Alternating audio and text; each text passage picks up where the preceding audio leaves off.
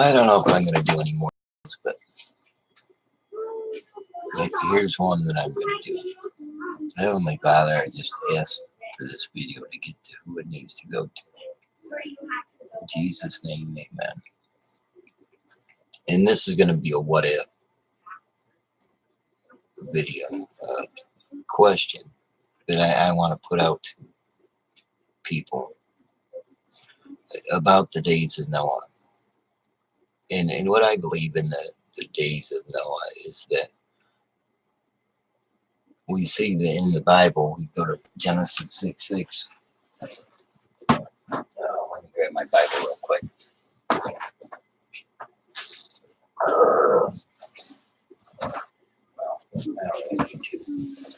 This is in the days of Noah, the flood came or whatever. A lot of people, I don't know what people know about water, whatever, or do I? But in the days of Noah, in it says there were giants in them days, and then afterwards. So obviously, the flood didn't kill everything out or whatever, but I think we can look back at the technologies that's left standing, from the past and that. And there was a problem, obviously, that the evil had gotten so great, and that's where God decided he was going to destroy the world. But he left a family.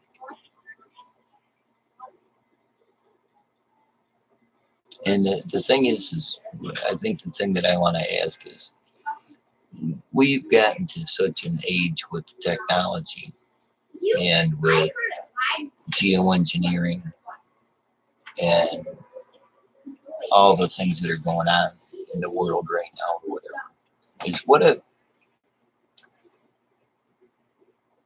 the last video that I did had to do with a pure language. What if somebody could look inside your thoughts and know what you was thinking? What if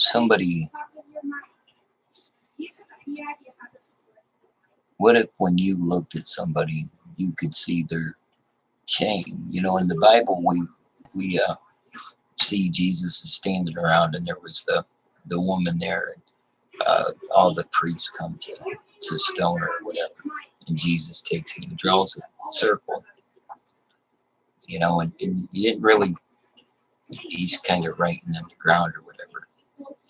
And I guess the thing that I'm asking is, what if Jesus was writing their sins, all these people that were standing there wanting to kill this person and put this woman up, and stone her basically. What if Jesus looked at them and could see what was inside of them and what was inside of their mind?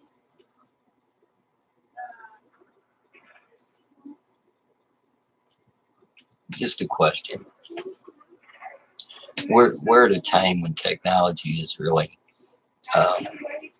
in the book 1984, when it's talking about the mass surveillance in a world where surveillance is everywhere.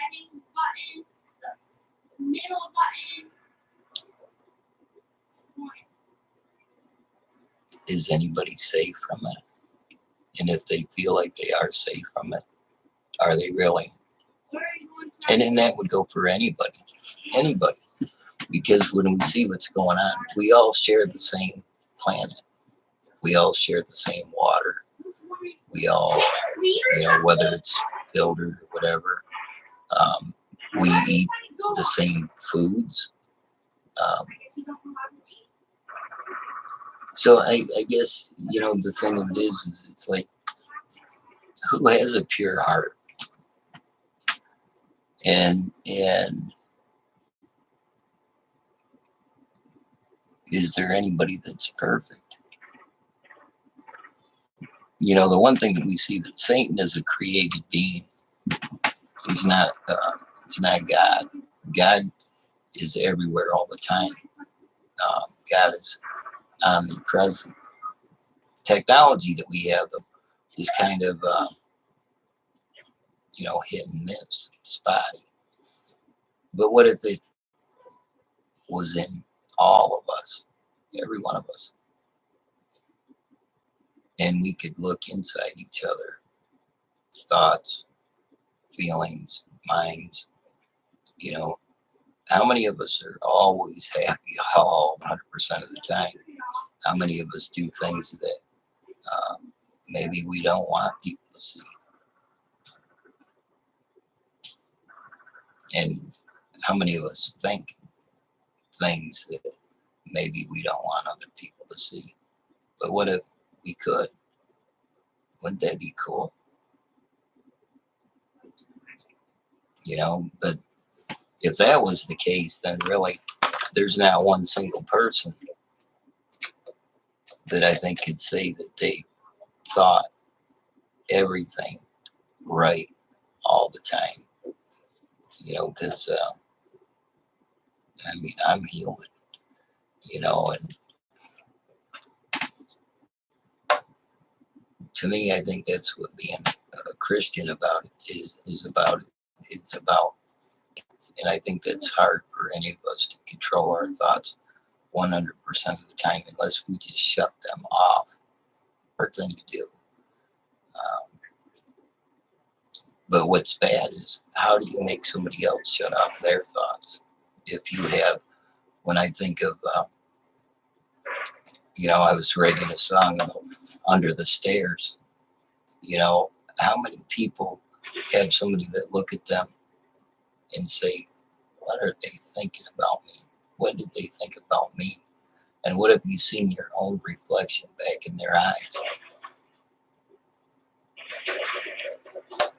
What a world, man.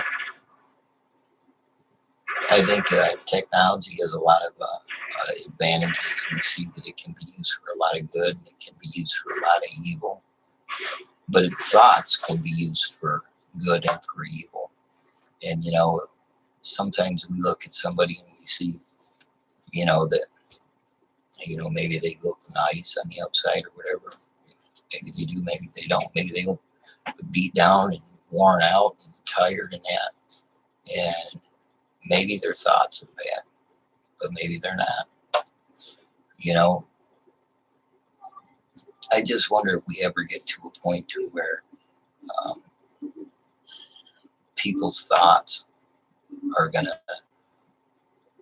pretty much, our thoughts can destroy us if we let them, if we choose to let our thoughts destroy us. You know what I mean? We can think so many bad things about other people, and we can think so many bad things about ourselves, about the people in our own families or whatever. But we can also think so many good things. We can imagine so many good things. We can always imagine something better.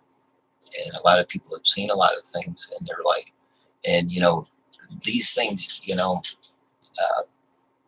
20, 30 years ago or whatever, the technology isn't what it is today.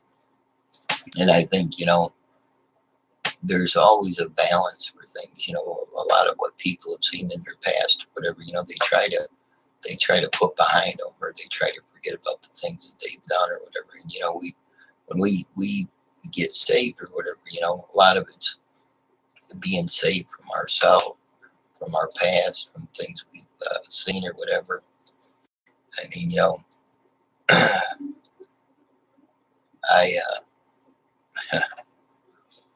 just a lot of things. I think of the technology today, AI technology, and the naturally speaking thing. Well, I don't have any teeth right now, so that changes how you say words or whatever.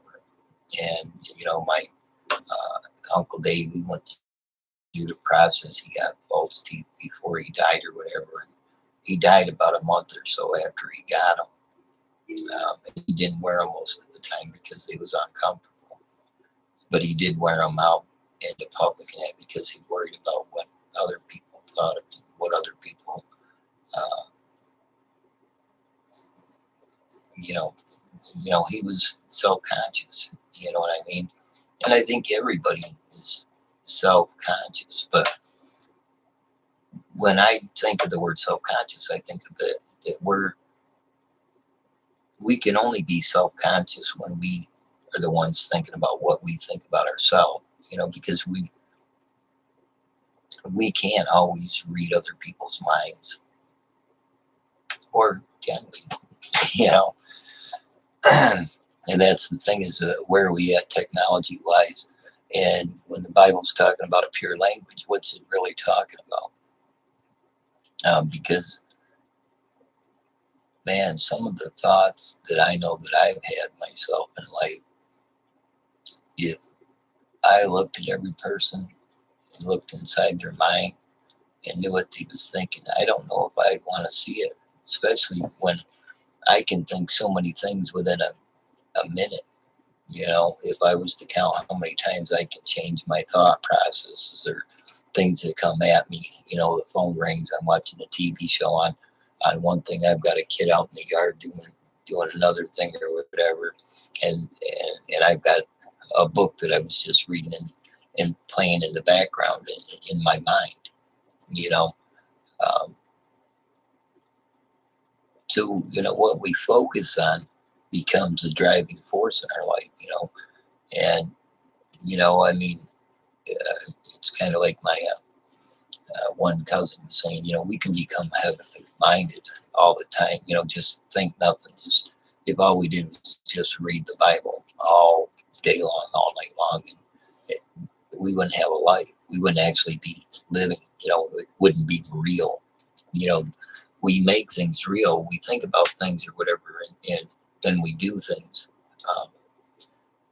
And I mean, there's a lot of ways to understand things in this world, but we have to understand other people too, and I mean, it's discouraging. I see my grandkids, they play Fortnite or whatever, and maybe someday there's going to be a profession where they can go to where all they do is play games all day long. But life isn't always a game. Life is, when you look at, and you can look at the whole story of Jesus in the Bible, and he started out as a baby, but even before Jesus was born, there was Mary, there was Joseph, and there was a journey, there was a trip, a destination, and that's the one thing is when I look at life, we're all living in this sea of humanity, and we all drink from this sea, we all have families, we all have lives, and some people can get so caught up into this, making a video or watching a video or playing a game or whatever, that we lose sight of the things that maybe should be more important to us. And this is just like I said, this is like a what if video, because I I try to love people. I try to love the Bible. I love God. I'm a Christian. I'm saved. But being saved it's a hard thing, because we do pick up our cross daily. We do try to guard our thoughts and our actions and the things that we do in that. Um, but we all have to live our own lives. We all have to be our own people, and we all have to make our own choices. And just because one person kills somebody, whether they're justified or not justified or whatever, doesn't mean that we have to choose to follow in those same footsteps. And I mean, I think if anything, and when I look at Jesus in the Bible, Jesus would come in to a town and he would be surrounded by people. People would lose track of eating and whatever, in order to see him. So much so that he would even have to try to sneak out to be by himself. And when we look at the whole crucifixion story or whatever, um, basically Judas had to betray Jesus, because they couldn't outright take him in public and do this in a public setting or whatever. So they had to find out where he was and kind of sneak around and take somebody that was close to him to, lead the guards and all that, and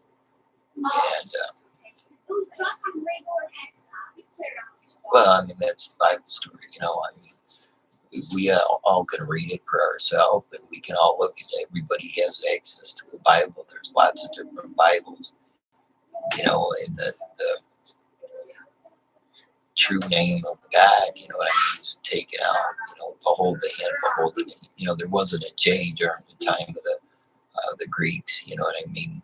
So during the time when Jesus was alive, there wasn't this J. So his name wouldn't have been Jehovah or whatever, but Jehovah or whatever. But the going back all the way in language times, it would have been behold the hand, behold the nail.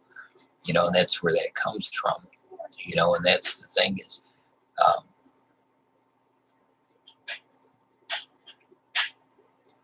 sometimes,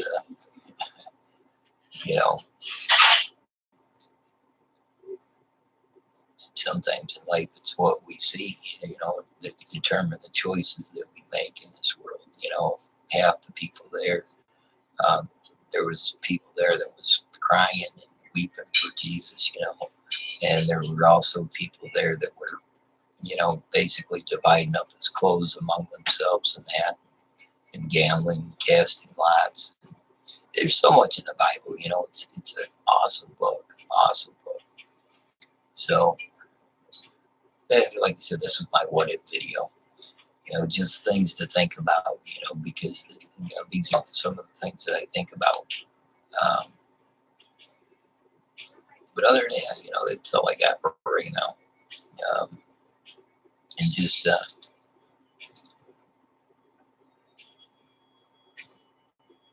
don't know. But I just hope this video gets to wherever it needs to go, to whoever it needs to go to.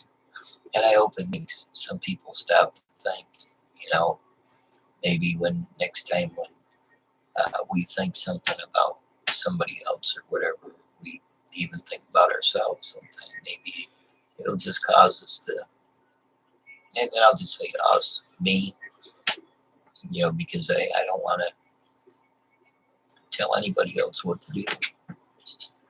Because it's hard enough telling myself what to do sometimes, you know what I mean? But other than that, I pray for everybody out there in Jesus' name, amen. And, God is love. So